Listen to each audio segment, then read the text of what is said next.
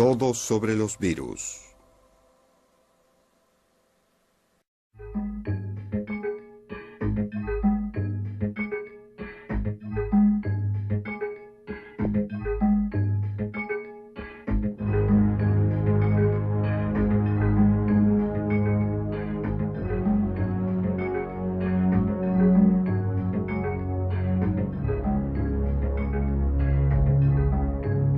Nuestras sociedades modernas nos han ido cercando de cemento, ruido y apuro. De manera imperceptible nos hemos ido alejando del mundo natural al que pertenecemos, y la naturaleza se ha convertido en un bien de consumo, en un paisaje. Y así, tendemos a ver solo lo monumental, olvidando que la vida también es lo pequeño, y que en el espacio de lo imperceptible también se da su milagro. Este es el fascinante mundo microscópico, un espacio habitado por seres que no pueden verse a simple vista, que conviven con nosotros o combaten con nuestro organismo. Vamos a su encuentro, entremos al mundo de los más pequeños, lleguemos al borde de lo invisible, los virus.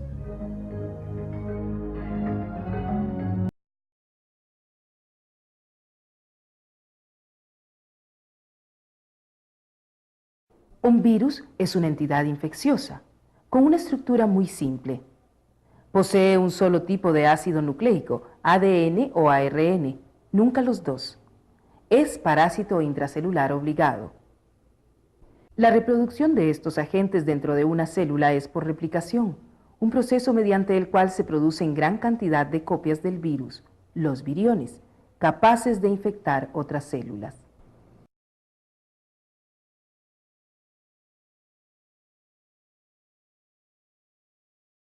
Los virus están constituidos por una macromolécula de ácido nucleico, sea ADN o ARN, pero nunca los dos al mismo tiempo. Esta macromolécula recibe el nombre de genoma o núcleo del virus. Alrededor de ella se encuentra una cubierta de proteína denominada cápside. La cápside está formada por los capsómeros, que son unidades proteicas que se ordenan simétricamente alrededor del núcleo del virus. La cápside sirve precisamente para proteger el ácido nucleico cuando el virus sale de la célula huésped y también para entrar en otra célula. El conjunto formado por el genoma y la cápside recibe a veces el nombre de núcleo cápside, el cual puede tener o no una envoltura circundante de lípidos y glucolípidos. Esta envoltura a veces presenta espículas.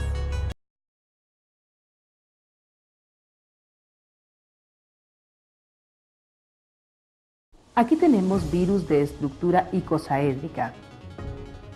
Este es un icosaedro desnudo y este otro, un icosaedro con envoltura.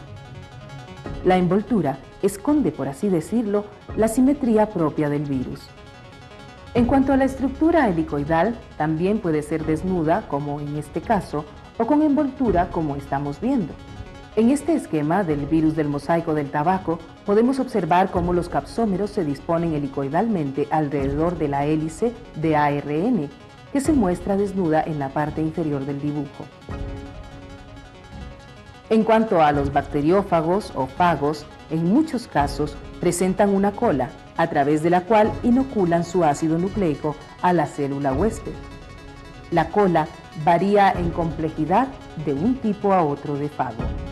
Podemos observar su forma de renacuajo, con la presencia de una cabeza y una cola. La cabeza tiene un denso paquete de ácido nucleico y la cola está compuesta por una vaina contráctil que termina en fibras basales, que son las que le permiten fijarse a la bacteria.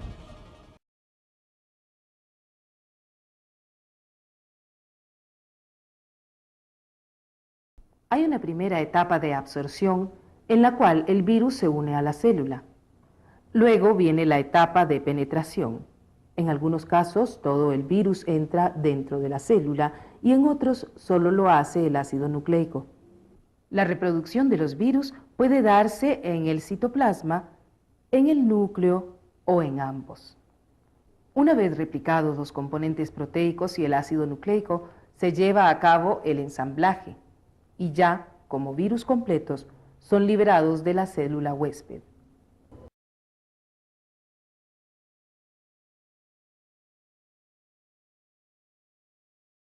El fago se fija a la bacteria.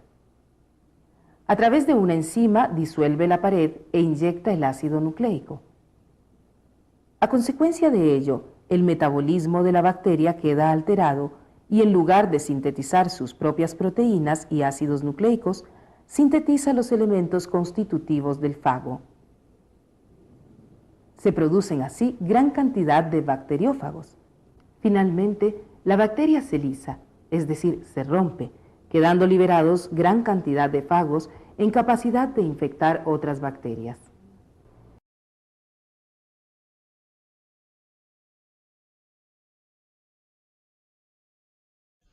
Los virus son microorganismos no celulares que necesitan una célula huésped para reproducirse. Están formados por un ácido nucleico que puede ser ADN o ARN, cuya estructura difiere según el tipo de virus. El ácido nucleico está protegido por una cápside formada por miles de proteínas denominadas capsómeros. Cuando un virus, en este caso el de la gripe, ataca una célula de un organismo vivo, las glucoproteínas de su envoltura membranosa se ponen en contacto con los receptores de la membrana celular y la inducen a fagocitar el virus. Una vez en el citoplasma, la cápside se desprende y el ARN vírico se convierte en ADN gracias a la enzima transcriptasa inversa. Este ADN se integra en el ADN de la célula huésped y se apropia de sus funciones para producir los componentes víricos. Estos se ensamblan y se liberan por un proceso de gemación de la célula.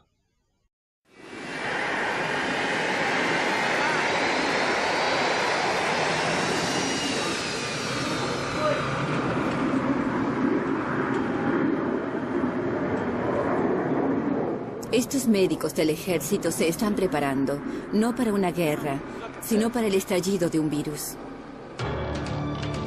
Una batalla donde un apretón de manos puede ser más letal que una bala. Apártense. Donde los adversarios se cuentan por millones. Donde nada es constante, pero el cuerpo está en juego. Los virus están en el margen de la vida. No podemos olerlos, probarlos, ni verlos, pero ellos están allí.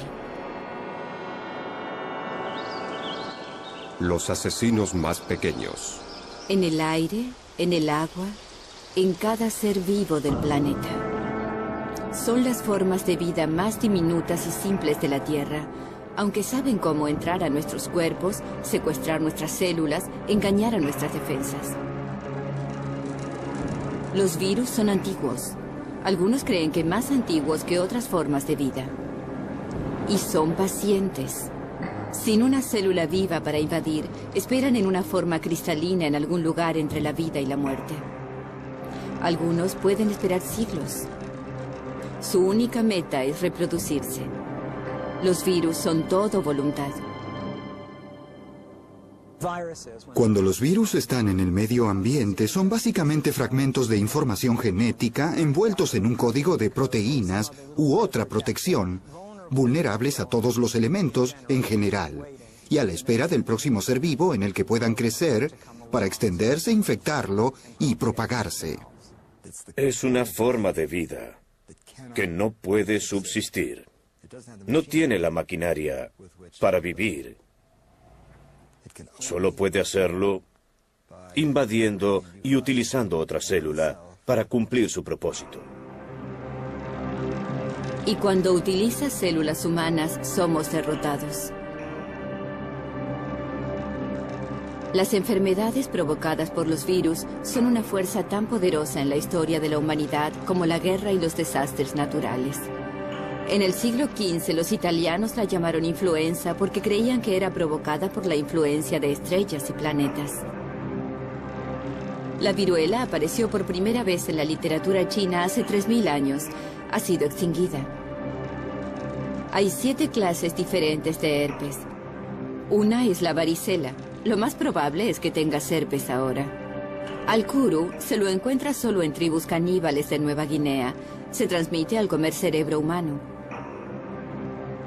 Puedes sentir que tus resfríos son iguales, pero no es así. Hay cientos de clases de virus de resfríos. En tu vida quizás contraigas al menos 50. Y la lista continúa. Tan común como un resfrío, tan mortal como el SIDA. Los virus son el origen de muchas desgracias. Hay virus que se contagian en la oficina y otros que los niños traen al hogar desde la escuela, que causan enfermedades menores. No diagnosticamos virus específicamente. Entonces, a menudo, los pasamos por alto y no les prestamos la atención que deberíamos. Siempre ha sido difícil identificar un virus. Los más poderosos microscopios solo pueden aumentar objetos hasta 2000 veces su tamaño. Revelan un mundo acuoso de bacterias y criaturas unicelulares, alimentándose, moviéndose, multiplicándose. Lo que no podían ver era el fantasma que destruía células con una magnífica eficiencia.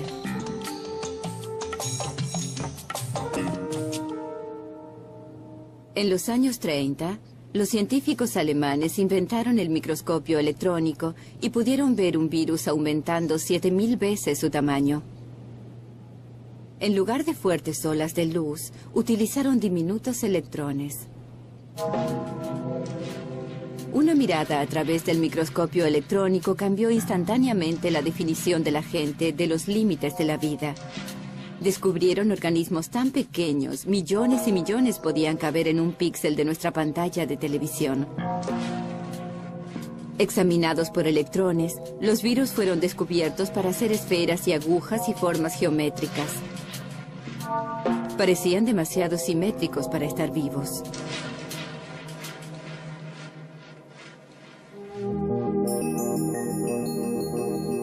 En las pantallas de las computadoras actuales, los virus parecen adornos de un árbol de Navidad marciano.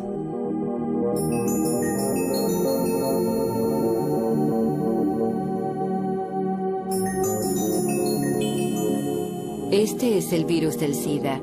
Su núcleo contiene la información genética que necesita para duplicarse.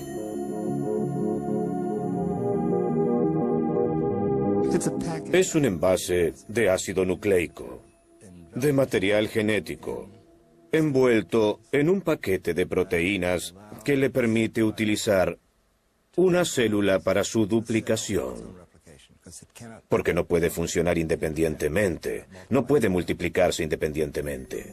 Los genes están protegidos por una cubierta delgada. La cubierta está sellada con moléculas que le permiten entrar en una célula y continuar su trabajo adentro. Hay ciertos mecanismos receptores que vienen juntos, se unen. No atacan, se unen. Se incorporan y utilizan el mecanismo celular para su propia multiplicación. Actúa como un parásito. Utiliza estos sistemas organizados para su supervivencia. La célula blanco no tiene que ser humana, ni siquiera animal. El virus del tulipán ha sido usado desde el siglo XVI para provocar la variación del color en tulipanes decorativos. Nada es demasiado pequeño para un virus. Entonces los naturalistas observan una pulga. Tiene pulgas más pequeñas que las en su víctima, y estas tienen pulgas más pequeñas que las muerden, y así hasta el infinito. Sí, hasta los gérmenes pueden contraer gérmenes. Un ejemplo, el bacteriófago T4, un virus que ataca a las bacterias. Se deposita, se acopla y empuja su ADN a través de la membrana celular. Una vez adentro, el ADN viral asalta a la célula y la fuerza a producir más virus. En minutos, la célula hinchada explota, liberando cientos de nuevos virus para infectar a otras células. En tiempos antiguos, la gente no conocía los virus y tampoco sabía que la última cosa que harían sería enfermarse.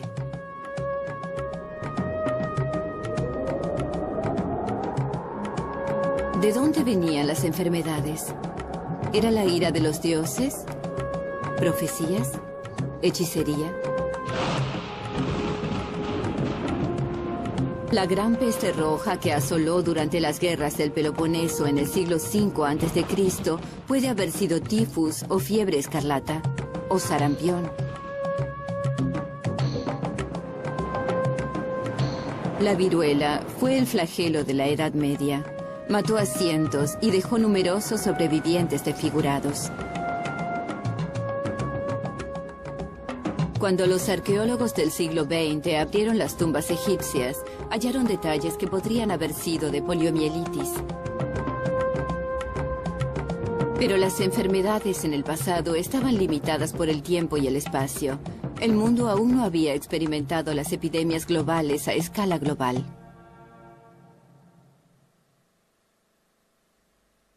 Pandemia. Uno de los peores desastres naturales de la historia fue causado por un virus. La pandemia de influenza de 1918 golpeó a todas las ciudades de los Estados Unidos, derribando a la gente donde estuviera parada.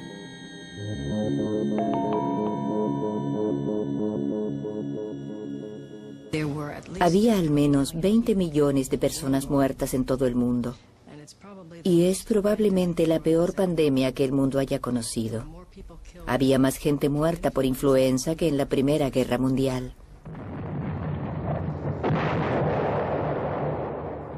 La guerra era el problema. Si no hubiera habido guerra, la cepa de ese año hubiera permanecido aislada. Pero cuando los aliados se encontraron en el norte de Francia para combatir con el enemigo, intercambiaron una cepa letal de influenza. Así comenzó. Fue de Francia a los Estados Unidos y se diseminó desde Boston. En Fort Devens, Massachusetts, un caso de influenza originó 6.000 casos entre el 1 y el 18 de septiembre. Solo le tomó 17 días. La India perdió casi un 4% de su población. Alaska, 8%. En los mares del sur, la tasa de muerte era del 20%. La gente estaba en estado de pánico porque alguien podía estar jugando a los naipes una noche y morir al día siguiente. Entonces hicieron toda clase de cosas. Estuvieron utilizando barbijos y de hecho toda la policía los utilizaba. Llevaban pequeñas bolsas con ajo y cebolla. Ellos pensaban que los protegería de la influenza. No tenían idea de que estaban dejando expuesto el lugar por el que la gripe entra al cuerpo, la nariz. No se sabía cómo manejar la situación. Y esto es algo que comenzó a surgir cuando llegamos a 1930, 1940 y 1950. En aquel momento, había suficiente conocimiento y experiencia, y el desarrollo de las técnicas que hicieron posible el avance. Nunca antes en la historia los médicos pudieron hacer tanto para preservar nuestra salud como en la actualidad. Y en casi todas las áreas médicas, el desfile de avances que beneficiarán a millones solo ha comenzado. Las vacunas se convirtieron en el sueño de los científicos. Prometieron librar al mundo de la enfermedad viral. Curiosamente, la palabra vacuna proviene de una enfermedad bovina llamada vaccinia. En el siglo XVIII, la belleza de las ordeñadoras era un lugar común. Eran las únicas a las que la viruela no había afectado. Un médico rural inglés llamado Edward Jenner observó que un sorprendente número de ordeñadoras había contraído una enfermedad benigna semejante al sarampión, conocida como vaccinia. Jenner extrajo el virus de ampollas e infectó a un niño, su hijo.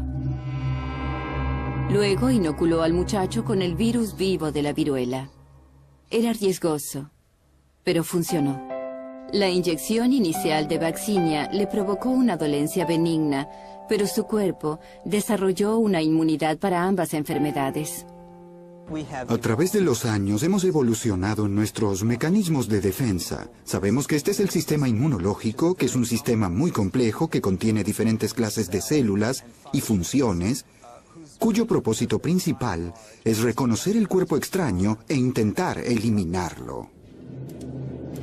El sistema inmunológico tiene 3 funciones principales que se llevan a cabo en nuestro cuerpo en este momento. Los anticuerpos son proteínas que se unen a la superficie de un virus, debilitándolo hasta la muerte. Las células blancas del cuerpo se mueven para destruir las células infectadas por el virus. Una vez que has sido infectado por un virus, la memoria de las células lo reconoce inmediatamente si entra al cuerpo nuevamente. Por eso las vacunas son tan efectivas. El cuerpo recuerda la apariencia del virus falso, por eso puede protegerse cuando aparece el virus real. Una de las formas más comunes de hacer una vacuna es hacerla crecer en un anfitrión artificial.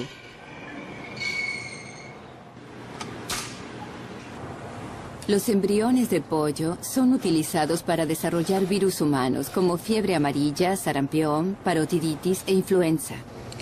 La influenza ha sido desarrollada en huevos durante muchos años. Es nuestra manera de producir virus.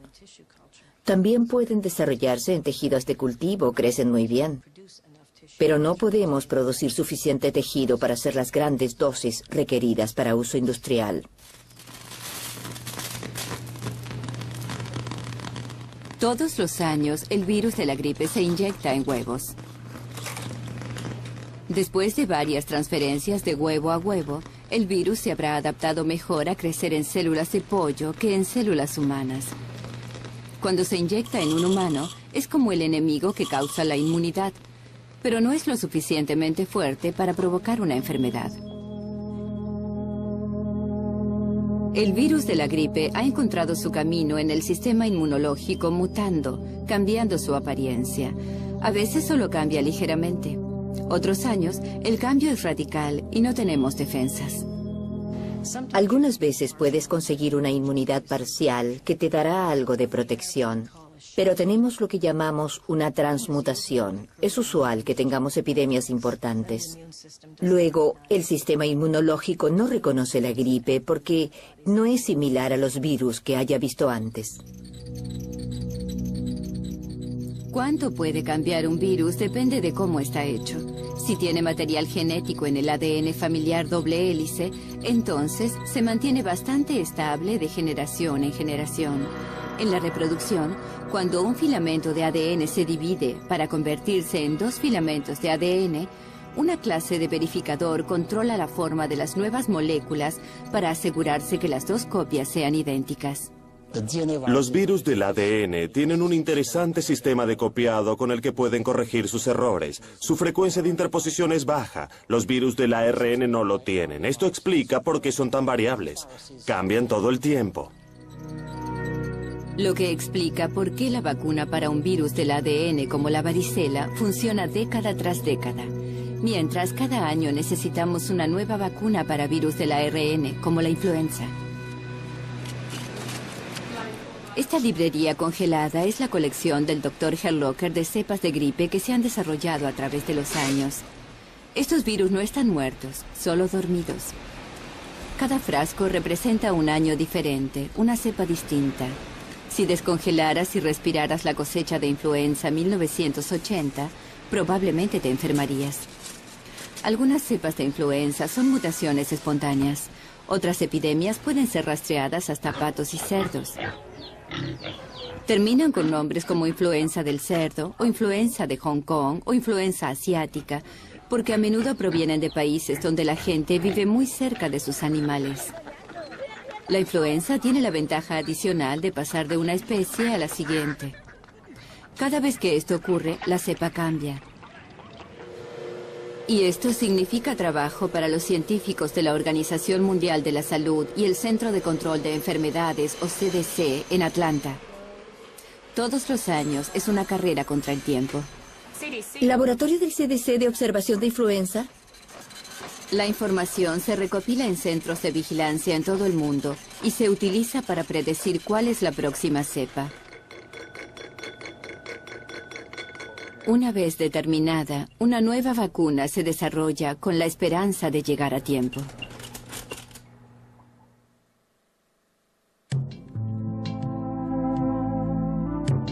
El pánico de la poliomielitis. Es difícil imaginar un mundo sin vacunas para enfermedades como la influenza, viruela o polio. En la primera mitad de este siglo, la gente entraba en pánico cuando los niños contraían fiebre y dolores musculares. Podía no ser nada. Podía terminar con los niños pasando sus días en un cilindro presurizado, al cual todos llamaban el pulmón de acero.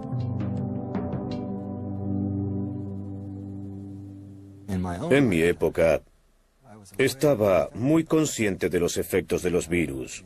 En 1916, por ejemplo, 2 años antes de mi nacimiento, hubo una epidemia de poliomielitis severa en los Estados Unidos, sobre todo en Nueva York. Y luego, nuevamente en 1918-1919, tuvimos una epidemia de influenza grave. Y en ambos casos el efecto fue devastador. Por supuesto, yo era muy joven para entender el significado, pero recuerdo los cuerpos retorcidos y los ataúdes.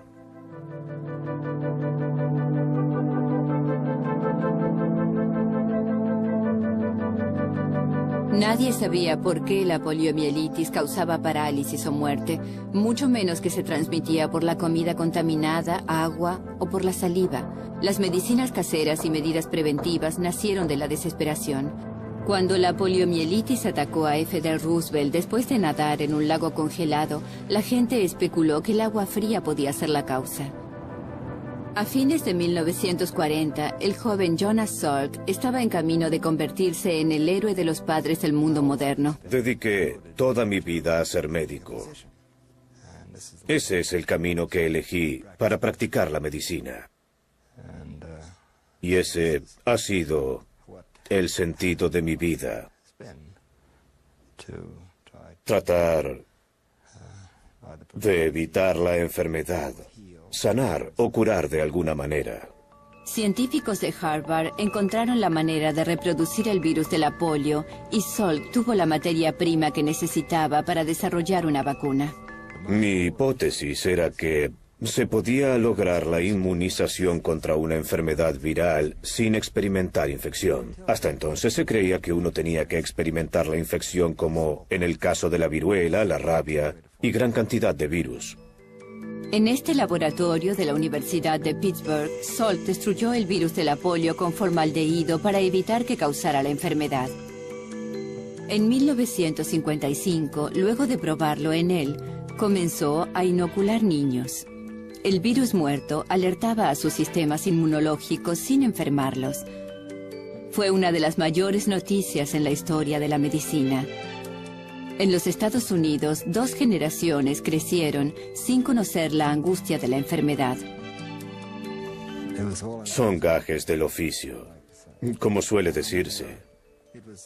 Y fue apreciado, especialmente por sus padres, para quienes el miedo había desaparecido.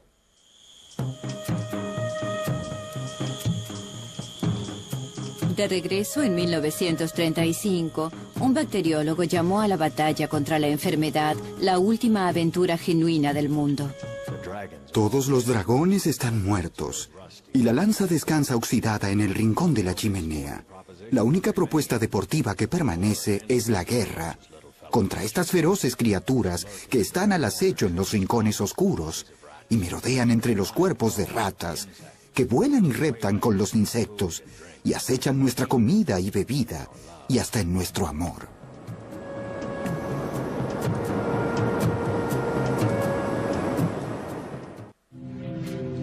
La devastación del rotavirus. Hoy, los nuevos cruzados luchan para dar caza a los dragones más pequeños que se esconden en la pobreza, el rotavirus. Un minúsculo microbio nacido en el agua que mata a más de 5 millones de niños por año. 5 millones, principalmente en países subdesarrollados. En la guerra contra el rotavirus, este es el campo de batalla, un poblado en el centro de Brasil. La ciudad se llama Terra Firme, pero está construida precariamente sobre el río Guaña. El río Guaña es el único curso de agua. Es el sistema local de aguas servidas. Desdichadamente es la única fuente de agua disponible.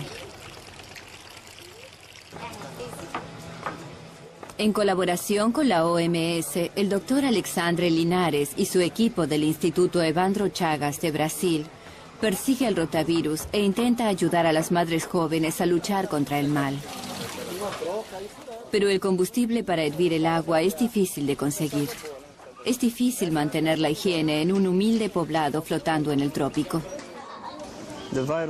El virus es tan estable que la transmisión entre humanos lo mantiene activo en la comunidad. Sabemos que mejorar las condiciones sanitarias y las condiciones de higiene es muy importante, pero no es suficiente para controlar la diarrea por rotavirus. Es necesario tener una vacuna eficaz. Los investigadores controlan la salud de los niños y hacen pruebas con su sangre para estudiar la forma de desarrollar anticuerpos contra el virus.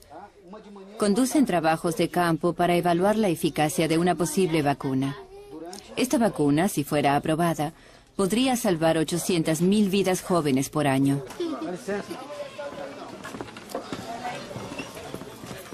Requeriría una inmunización a gran escala, área en la que la OMS tiene probada experiencia. La muerte de una enfermedad. En 1967 decidieron exterminar una enfermedad, la viruela. Nunca antes habíamos extinguido una infección. Con la viruela fue la primera vez que todo el mundo se unió y decidió que, ya que llevamos algunas especies a la extinción, podíamos hacerlo por una buena causa para variar. Equipos internacionales de médicos y enfermeras fueron de puerta en puerta buscando el último caso de viruela en Somalia. Y es absolutamente sorprendente ver cómo lo hicieron. Tenían grupos, equipos de médicos y enfermeras que iban por el mundo atravesando desiertos y sierras y vacunaron a todos en cada país del mundo. El virus de la viruela solo puede crecer en seres humanos. La vacunación evitó que se diseminara en nuevos huéspedes. Cuando la última víctima se recuperó, la cadena de transmisión se había roto para siempre. La enfermedad de la viruela desapareció en 1978. El virus de la viruela aún vive.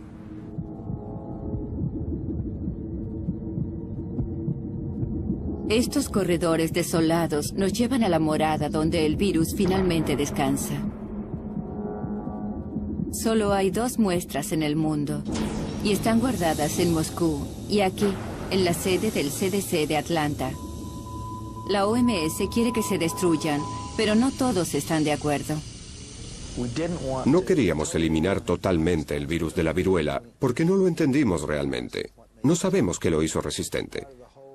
Es parte del argumento fundamental de la diversidad, de la biodiversidad. ¿Podemos afrontar la pérdida de estos organismos que se han establecido en un nicho ecológico en particular? Pero el mayor peligro es la posibilidad de que la viruela escape accidentalmente de un congelador en algún lugar donde haya sido olvidada una cepa guardada, años y años después de que la gente la haya olvidado.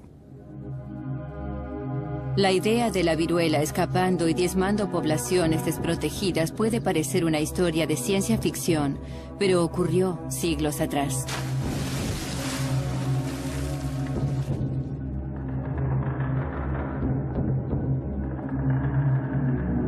En 1519, Hernán Cortés invadió México y conquistó millones de aztecas.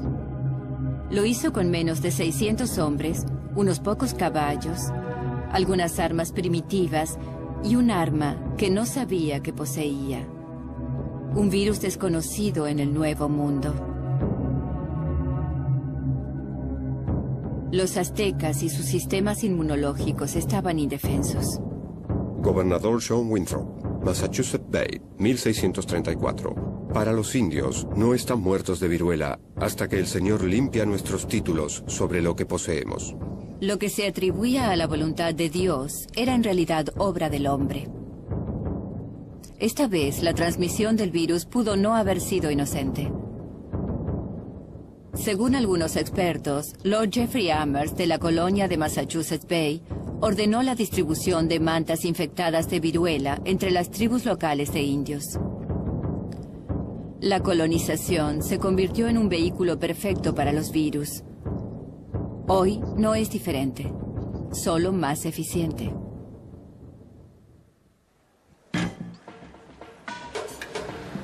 Los virus que emergen. Comercio globalizado. Superpoblación. Ciudades prósperas. Progreso. Pero el progreso tiene su precio. Continuamos creando autopistas para lo que los científicos llaman emergencia viral. Un flujo constante de virus antiguos buscando nuevos huéspedes. Cuando la gente irrumpe en un medio ambiente que solía ser inaccesible para la exploración y el asentamiento humano, estos virus florecen. Y lo hacen porque nos colocamos allí, interponiéndonos en su camino. Entonces, en la mayoría de los casos, estos virus que parecen salir de la nada, vienen de un lugar, de la naturaleza. Son como otras formas de vida, han estado allí. Y lo nuevo son las oportunidades que les hemos dado, quizás sin darnos cuenta, de encontrarse con gente nueva. De los ecosistemas naturales del planeta, pocos están cambiando más rápido que la selva tropical.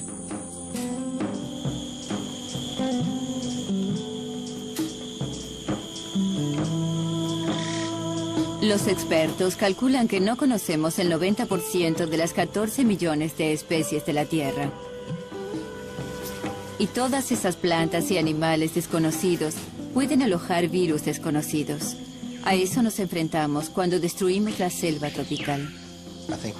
Creo que veremos emergencia de más enfermedades, y supongo que deberíamos estar de acuerdo en que necesitamos gente allí familiarizada con las enfermedades en áreas locales, que puedan describir el trayecto de las enfermedades, que puedan reconocer la enfermedad cuando aparece.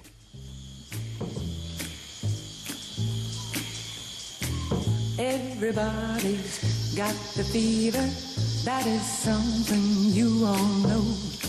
El señor Helio Agosto Cardosa Cereva forma parte de un equipo de médicos y científicos que intentan predecir los recorridos de una emergencia viral. Su trabajo, carnada. Agosto es una carnada para insectos. Espera pacientemente que los mosquitos lo piquen en el follaje de la selva tropical del Brasil.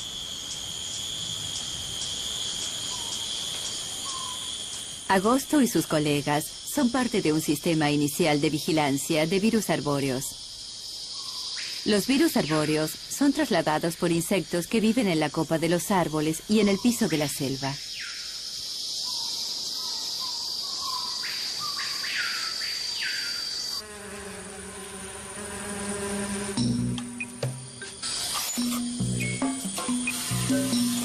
Los insectos llegan a su fin cuando su cargamento de virus es congelado en nitrógeno líquido para emprender el viaje de 17 kilómetros hasta el Instituto Evandro Chagas en Belém, Brasil.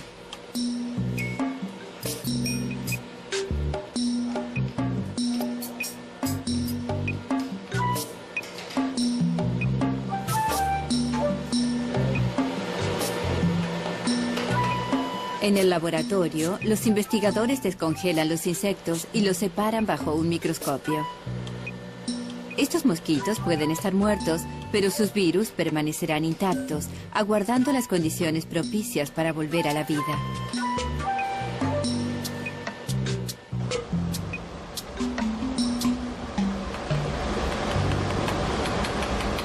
En una fase del proyecto que otorga nuevo significado a la palabra molienda, los insectos son triturados en un líquido.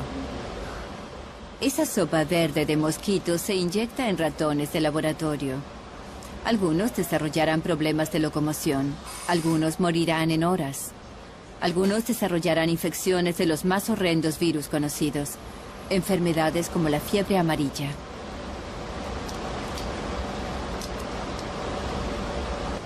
El instituto ha aislado 30 cepas de virus que causan enfermedades en humanos.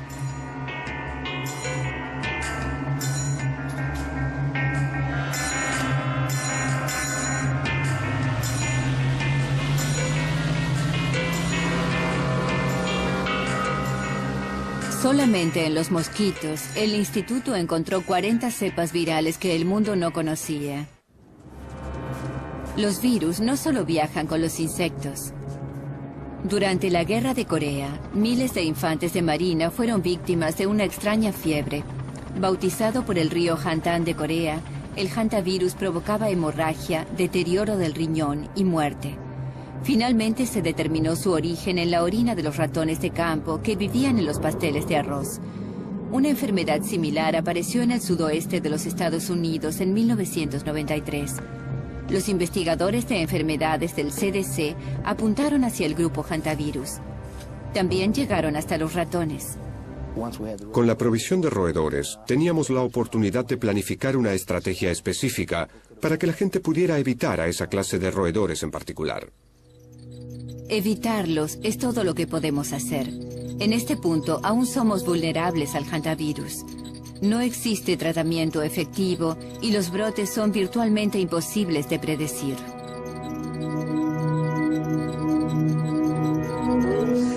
Steve Abrams.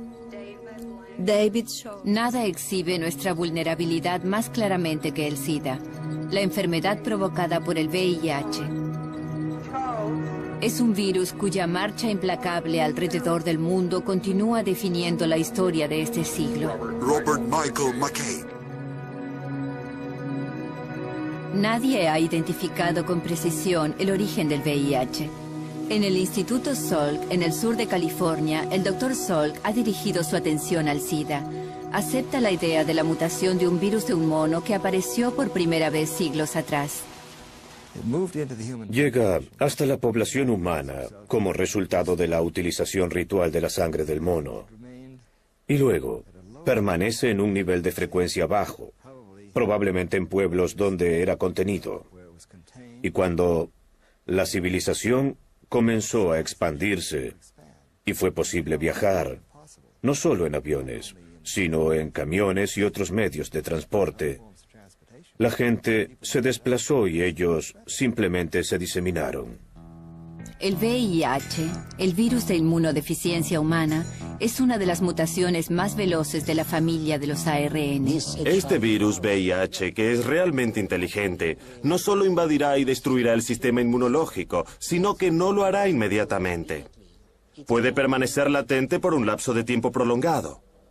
Utiliza esta propiedad de los retrovirus para hacer una copia de su ADN que ingresará al huésped, se integrará y permanecerá en latencia. Una célula sana no puede hacer nada, solo ve la célula, una célula. No puede ver que adentro está el invasor. Está escondido. El hecho de que el virus pueda estar escondido hace que sea extremadamente difícil encontrarlo. La búsqueda de la cura del SIDA aúna a investigadores de todo el mundo. Informan todo desde fundaciones hasta la salud de las prostitutas de los poblados más humildes de Nairobi. Los debates están centrados en la razón por la que alguna gente que ha sido expuesta al VIH no tiene SIDA. Estas mujeres pueden representar los primeros casos conocidos de inmunidad natural ante el virus. Seguir esta evidencia de un experimento en la naturaleza, algo bastante parecido a lo que se observa en Kenia, comienza a sugerirnos lo que podría ser una estrategia a seguir para el desarrollo de una vacuna. Si podemos comenzar a entender la naturaleza de la relación y cómo funciona, podemos desarrollar estrategias para enfrentarlo. Y que exista una evidencia clara en humanos de que hay una interacción exitosa con el VIH. Es todo lo que necesitamos saber. Esto nos dice que es posible. La naturaleza nos está hablando. Los virus del mañana.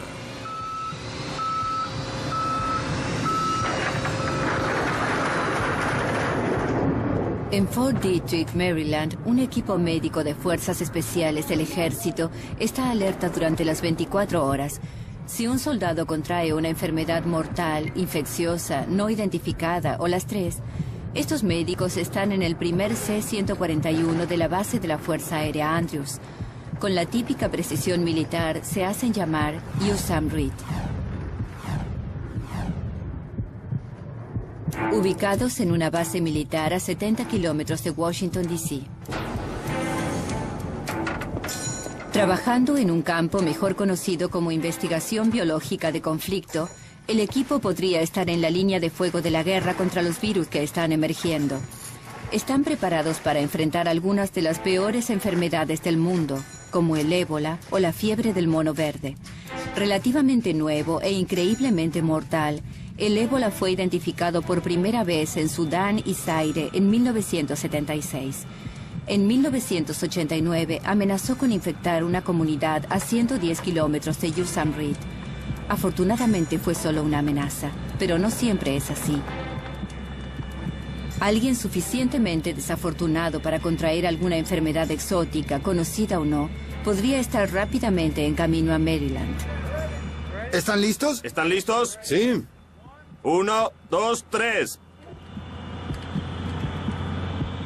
2, 3. Bien. Sería un viaje extraño, con el paciente observando la acción primero desde el interior de una camilla aislada, luego desde una cápsula hermética a bordo de un avión de carga.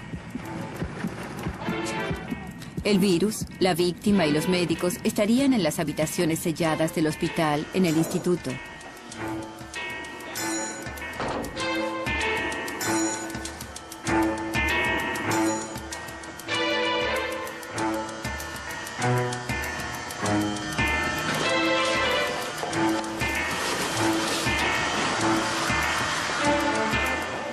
Los trajes espaciales presurizados los hacen ver como globos de desfile en miniatura, pero si el traje se dañara, el aire saldría de él en lugar de entrar. Los médicos pasan a través de las duchas desinfectantes a una habitación donde el aire es filtrado cuidadosamente, donde los desperdicios pasan a través de tubos de cemento sellados para ser esterilizados.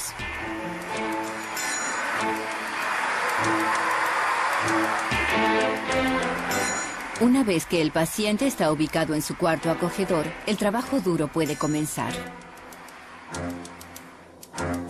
En una clase diferente de habitación de hospital, los virus son utilizados para ayudar más que para herir.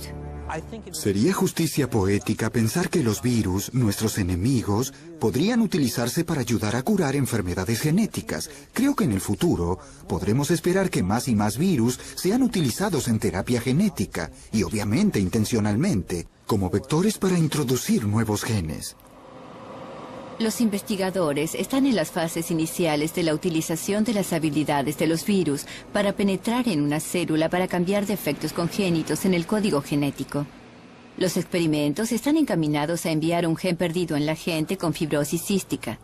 En este caso, la parte de un gen frío que nos enferma se elimina y reemplaza con el gen necesario para curar la fibrosis cística. Luego se lo libera para que haga lo que los virus fríos hacen: apuntar a las células del tracto respiratorio. Pero en lugar de tomar la célula para sus propósitos, envía el ADN perdido.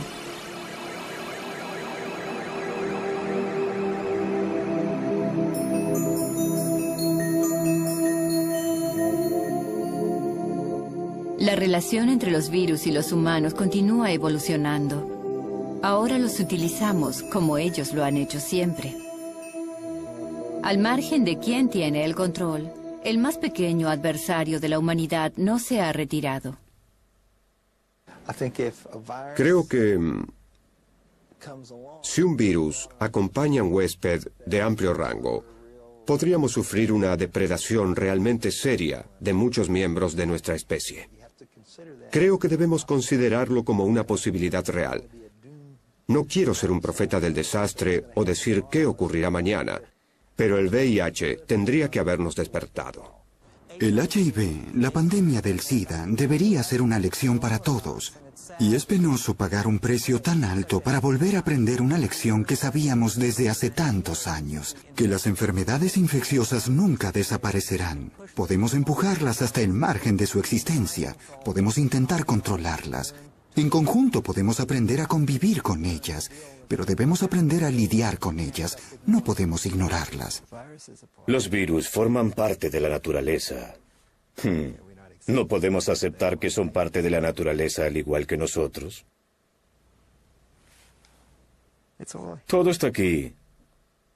¿Quiere la exclusividad? Tenemos que aceptar a los virus. Ellos no se marcharán. Estamos trabados en un combate mortal con una de las criaturas más humildes de la Tierra. Y lo mejor que podemos esperar es una tregua. La alternativa es que la humanidad, que se complace en considerarse el pináculo de la creación, sea víctima de algunos fragmentos de material genético a la deriva, que están montando a horcajadas la línea entre la vida y la muerte.